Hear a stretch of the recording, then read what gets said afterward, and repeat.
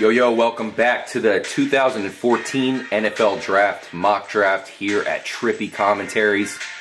We just rounded off we looked at the Baltimore Ravens, the New York Jets, the Miami Dolphins, the Arizona Cardinals, and the Green Bay Packers. So it is time to make our way to the Philadelphia Eagles. Of course, huge fan base, big time team that is always in the hunt. Kyle, what position do you think you would go with if you were the GM of the Eagles? I think they could definitely use a safety or some help in their secondary. I felt they got burned a lot last year. I think they need that dominant presence over the middle. But other than that, their offense is pretty much stacked. Yep. I don't really see a weak side in their offense. I think they just need to focus on their defense. Maybe go with a linebacker, something to beef up that defense. Good call. I agree. I actually went with C.J. Mosley out of Alabama, so I thought that was a good fit for them. Of course, he fell to a nice spot for the Eagles. Great middle linebacker, and just such a great talent for Alabama. That whole defense was amazing, but he was the captain, the centerpiece of that defense. He's that good of a player. I'm surprised he's fallen this far, and that's a steal for them if he does. Exactly. I could even see the Buccos at number 7 if they really wanted to do something crazy, stretch for this guy, because I think he's going to be trade down, because I think he's going to be a really solid inside linebacker in the NFL. Let's move on to the Kansas City Chiefs.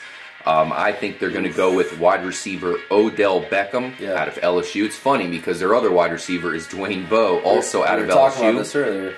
Yeah, so would that be a good fit? I'm not too sure, of course. I think that Odell Beckham is the best wide receiver available for them on that team.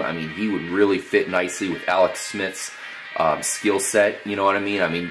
Alex Smith isn't going to bomb it, so you need a guy like Odell Thurman who's perfect for those mid-range catches and can definitely run it after the catch. Yeah, they need something because Dwayne Bowe hasn't really been showing us much, so they need something to spark that offense.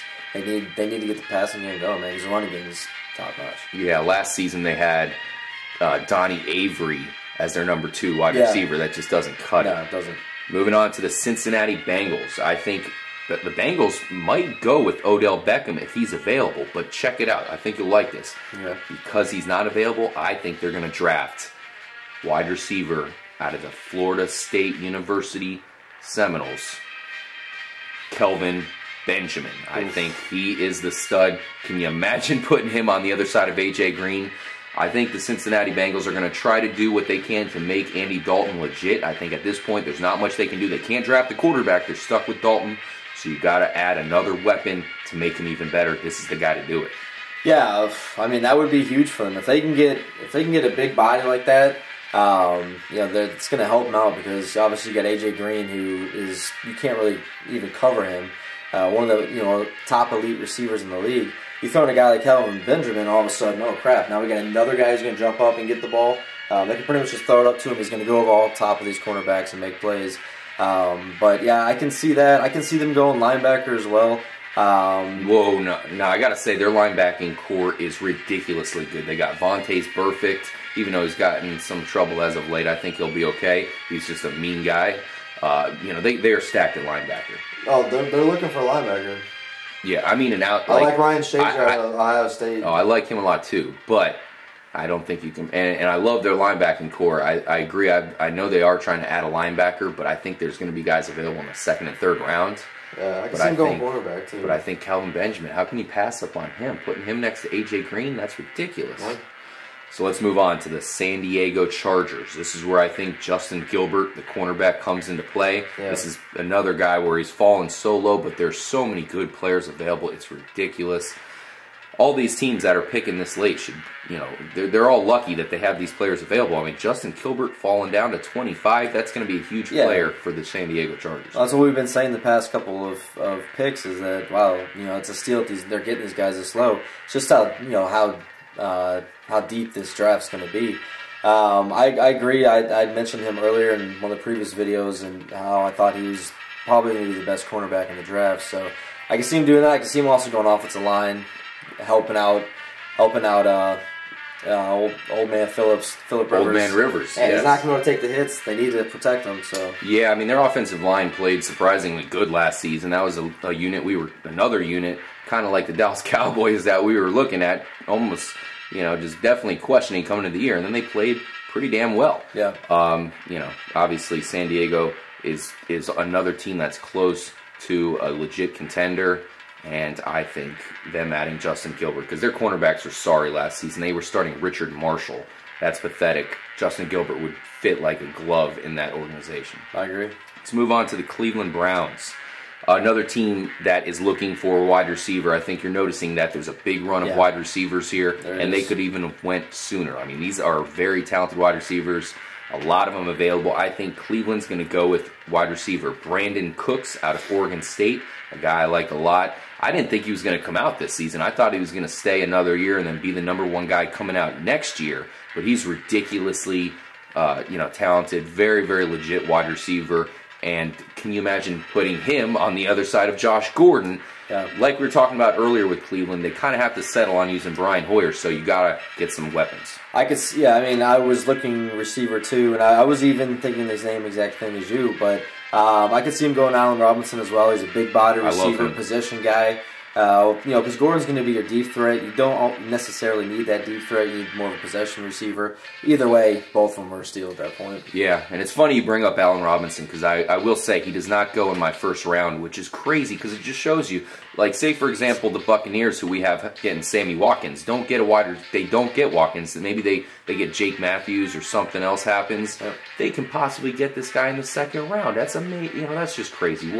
What a draft this is. It's just crazy how many good players. Let's move on to the New Orleans Saints, of course. Going to be a contender once again this season. We know this, but they definitely need help on defense. They were pretty good last year, but can you, of course... They brought it back. Yeah, they need a couple players to get over the edge. I'm actually looking at the cornerback position where they're not bad at cornerback. Their defensive backs aren't terrible, but adding one more guy, I'm looking at LaMarcus Joyner, a guy I really like, out of Florida State. Some experts are having him go in the second round. I'm assuming that by the time the draft comes around, people will realize he's a first-round player. He can play either cornerback or safety. Yeah. I think he goes to the Saints. I see that being a good fit. Yeah, surprised you're picking him over your Florida Gator, Marcus Robinson. Who is good, but I agree. I think Joyner's a little better. I love Joyner. There's some good cornerbacks left. They just gotta. I think their offensive line needs a little help as well. I can see them also go linebacker too. I did look at offensive line. Of course, the big thing with offensive line is in my mock draft, all of the first round talents are off the board. So if one of those guys sneaks through, definitely look for the Saints to pick offensive line. But in this situation, there are none left. I think they go to LaMarcus Joyner. Yep. I have him rated over Marcus Roberson, but that's nitpicky because Roberson's also a first-round talent. Okay. Let's move on to the Carolina Panthers. Great team last season, very good defense, big-time showing. Think it's no secret they need a wide receiver as well. Another team that needs a wide receiver. Thank goodness for them. This is the draft of wide receivers, apparently, because there's so many first-round talents, in my opinion. Yeah. I think they're going with Jordan Matthews, another guy that would be looked at a lot more if it wasn't for all these other good players. He's kind of hidden there. He's been putting up big-time stats at Vanderbilt for a while. I think he's going to be huge for the Panthers because they need somebody to put on the other side of Steve Smith at this point. Yeah, well, they definitely have to go wide receiver. I think they'll pick up either Allen Robinson or Cooks, whoever gets picked before. If one of them are available, I see them taking him. But yeah, they need a receiver. They need someone to help Cam Newton. Yep. Because he didn't have it at all. His tight end was his #1 target. They definitely need a receiver. That's for damn sure. Greg Olsen was his #1 guy, so that's not a good look for him. No, it's not. Let's go to the New England Patriots, my Super Bowl favorite for this upcoming season. I think they're going to go with the guy you mentioned a little bit earlier, outside linebacker Ryan Shazier out of Ohio State. Now, one thing the Patriots do, I don't know if you noticed, is they pick a lot of guys that have been coached by Urban Meyer. So, now Urban Meyer's in Ohio State. Of course, those guys are buddies, Urban and Bill Belichick.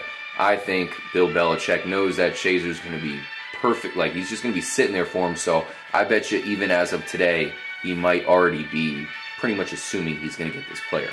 Yeah, it makes sense. Another outside linebacker that I liked in the combine, and that I've actually liked for a little while, is Trevor Riley. I could see him moving up. He had a great combine. I could see him moving up on the boards. I heard about that. He just looked like a really good linebacker. All over the place, great hands, great hips. He was able to turn, keep up with receivers. But yeah, Ryan Shazier, you can't go wrong with him either. He's a stud. I mean, and that's a great point about Urban Meyer. So it's probably what's going to happen. Yeah, Urban Meyer gets you got a ton of Gator guys. I don't know if it worked out the best because one of those guys was Aaron Hernandez, but that's one of his things, and I think it's going to continue there at the Ohio State University. Let's head to San Francisco. A lot of people thought San Francisco was the best overall team last year. They didn't win the Super Bowl. They came up short. And that game, that NFC Championship game, that was a pretty crazy game. There was a couple different ways that they got jobbed. So they were very close to making the Super Bowl. Yeah. I think they're going to go with cornerback Jason Verrett, another good player that probably fell pretty low in my mock draft. He's really good. He's out of TCU. So they do need cornerbacks there. They have Carlos Rogers. Last year they were even using Eric Wright, so that shows you that they do need some depth there. They definitely do. I think that'd be a big-time cornerback to add for them. Anybody that San Francisco drafts, as far as defense is concerned, is probably going to be very good. They know how to teach him up there, and this guy is going to be perfect in that defensive backfield. Yeah, I mean, I wouldn't be surprised to also see him maybe going for wide receiver if there's one available. I could see him going that route. Also see him going defensive tackle. I like Rashid Hageman. He's a beast. They need some help up the middle. But it's, at this point, it's the best player available. Yep, and there's a lot of good players available. Denver Broncos, man, they got really close to a Super Bowl victory for old Peyton there, but unfortunately they got their ass kicked in the Super Bowl. Yep. One thing they need desperately is another cornerback. Yeah. And they're going to go with Marcus Roberson out of Florida. Big-time cornerback there. Another first-round talent. It's amazing how many good cornerbacks there are in this draft. There are. And I think he's going to be sitting there for Denver. Another player that just is going to fit the system really good. That's going to match up nicely. He's going to be there with Champ Bailey. Yeah. And it's going to really help out the Denver Broncos for this upcoming season. Yeah, I mean, they definitely need that help. You can throw for 400 yards in a game, but you can't keep letting up big plays on your secondary.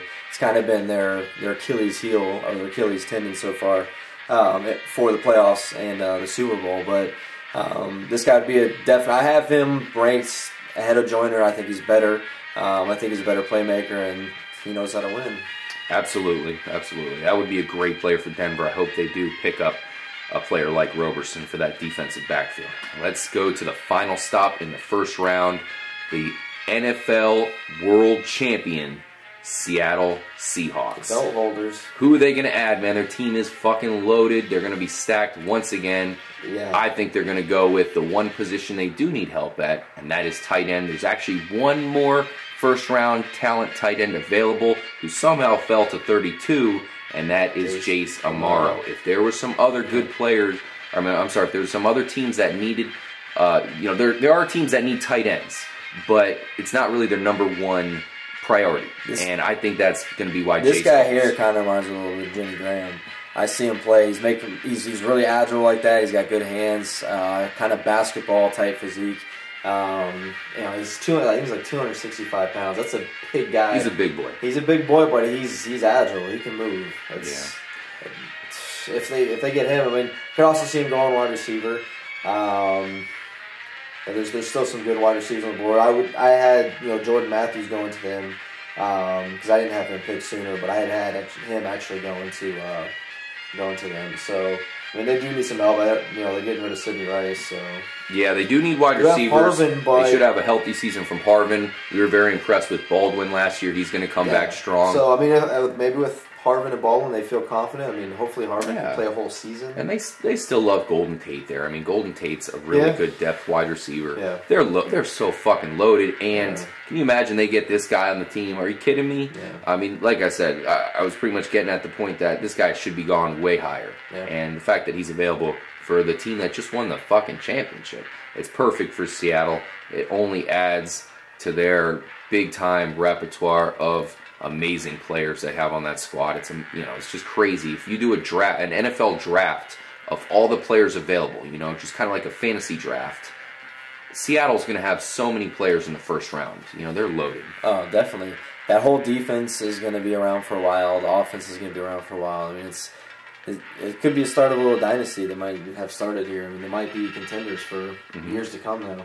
Yep. They have possibly the best strong safety in the league, Earl Thomas. Possibly the best. Earl Thomas is a free safety. They have possibly the best strong safety in Cam Chancellor. Richard Sherman. Are you kidding me? Bobby Wagner is a fucking fantastic inside linebacker who doesn't get enough credit.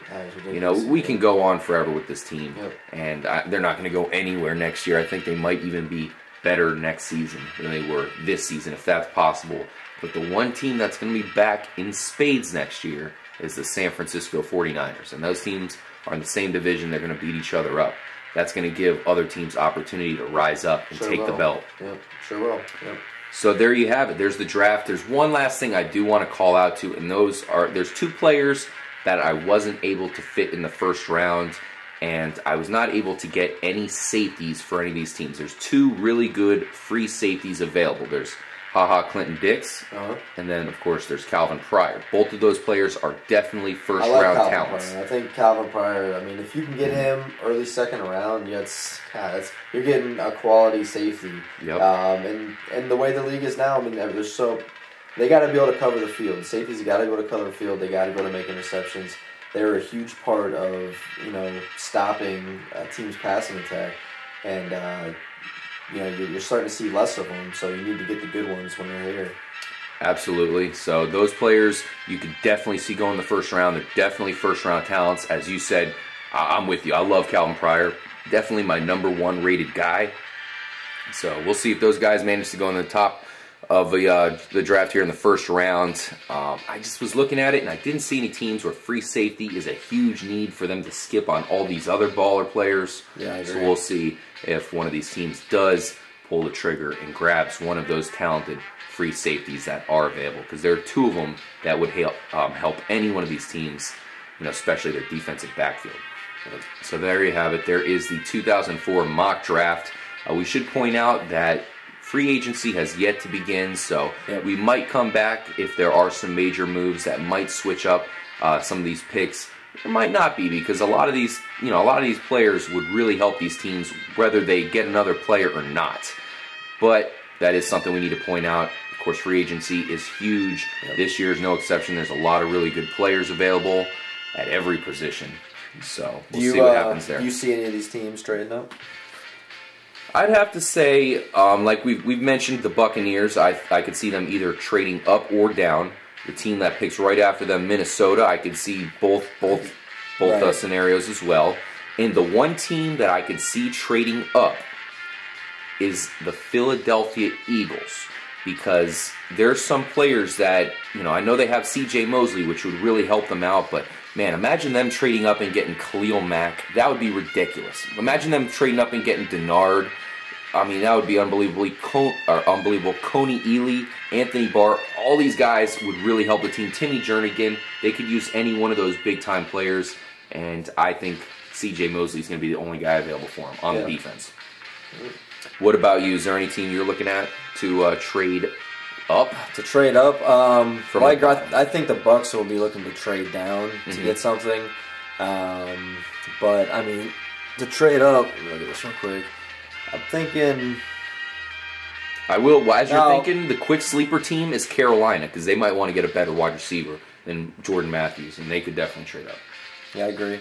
I could also see the Rams possibly trading out of that 13th spot, too. They already had a first-round pick. They might go to trade down, and someone might bump over there. The top of the order, I mean, who knows? Oakland might do something crazy. They might want, somebody off the... They might like Blake Bortles. They might want to go with him. They might want to stretch for Jadeveon Clowney and move up. I mean, it's kind of hard to say, Yeah, this is one of those drafts that it would be a great idea to trade down, because there's so many good players. Yeah. So I think a lot of these teams are going to be looking to do that. And I think when we watch the draft, I think it's not going to surprise us if we see a lot of teams do that left and right. I think that could be a trend. So there you have it. There is the mock draft. We went over every team in detail. Make sure to you guys drop a comment if you want to go into further discussion with any one of these teams. We'll be happy to post up another video. Obviously, we cover it all as far as the NFL is concerned. And we thank you guys for joining us. Please make sure to subscribe and check out us for our next NFL video, whatever that may be. Yeah, we're going to be doing fantasy, everything. Send us any questions you have, any remarks, anything you feel, and we'll get back to you. So make sure you subscribe. We got a lot of other content, pretty much putting up daily content. So make sure you check it out. We got a lot of videos at least a for video you. a day. Yep. So absolutely. So definitely make sure you guys tune in. We got you covered. If you're baseball fans, we got a big time season about to start. Spring training is right around the corner. And, of course, we'll be there with you along the way. Thank you guys for joining us here at Trippy Commentaries. We'll see you later. Peace out.